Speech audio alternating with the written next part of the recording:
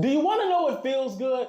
Having a place to settle down, a place to relax, a place to kick off your shoes and relax your feet, party on down to sorry, a place to just take off your jacket, relax next to a nice cozy fireplace, read a book, a place to call home. I'm Jay Franklin Lloyd, your endurance realtor, the realtor that's going to go the extra mile for you. Chicago has a surface area over 234 square miles and a population over 2.7 million. Chicago is ranked number 3 in America's largest city, but oftentimes is referred to as the second city due to the redevelopment caused by the Great Fire in 1871. Fun fact, the original Marshall Field storefront was burned down in that fire, and the building that we know of today on State Street, which is now known as Macy's, is a testament to Chicago's tenacity to come back stronger. Considering Chicago is an ample city year-round, it's no shortage of tenacity or things to do for that matter.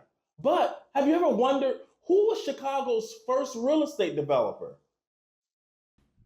Oftentimes, we take advantage of our Great Lakes, especially considering the development of a city.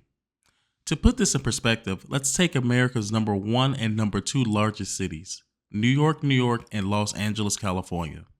Both of these magnificent cities are adjacent to oceans. This is amazing for export and import, but not so good for drinking or bathing. The area that we know as Chicago is no stranger to the indigenous people. However, in the 1780s, this area would receive its first non-native settler, a Haitian-American man who made his living as a trader, John Baptiste Point DuSable.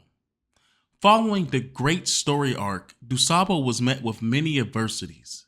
Sailing from Haiti to the French colony of New Orleans, his ship was damaged and eventually sunk. Although he survived, he was now in Spanish-occupied New Orleans without paperwork proving that he was a free man.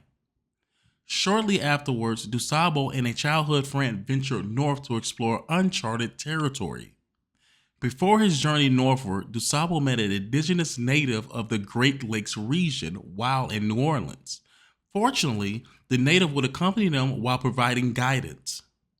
On his journey northward, him and his colleague will be taught survival skills, including how to trap animals. As they journey northward, DuSable and his colleague will be introduced to other indigenous tribes that would eventually take them in.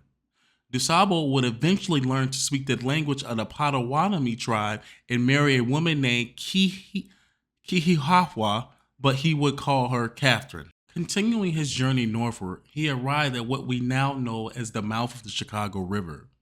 This is where he would establish his settlement with his wife and 2 children. According to records, his elaborate settlement was located on the north bank of the Chicago River. We now know this area as Michigan Avenue and the Apple Store. Although now settled in, DuSable did not take it easy. His settlement was known as a trading post for weary travelers.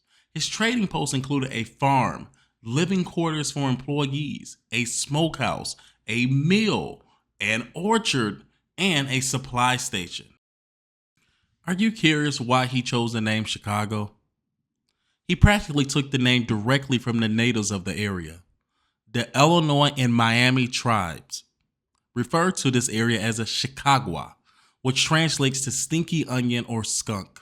This was because of the large amounts of onions and leeks that grew around the lake, which gave it I imagine, pretty foul smell. Exciting stuff, right? Chicago's first real estate developer.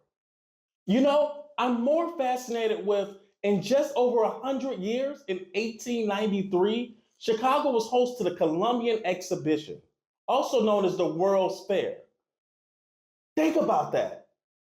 In 1893, people from all over the world came to visit Chicago. And in many ways, that's part of the reason why Chicago expanded to how big it is now and why we have a lot of the neighboring suburbs. As always, I'm Jay Franklin Lloyd, your endurance realtor, the realtor that's going to go the extra mile for you. Be safe and be happy.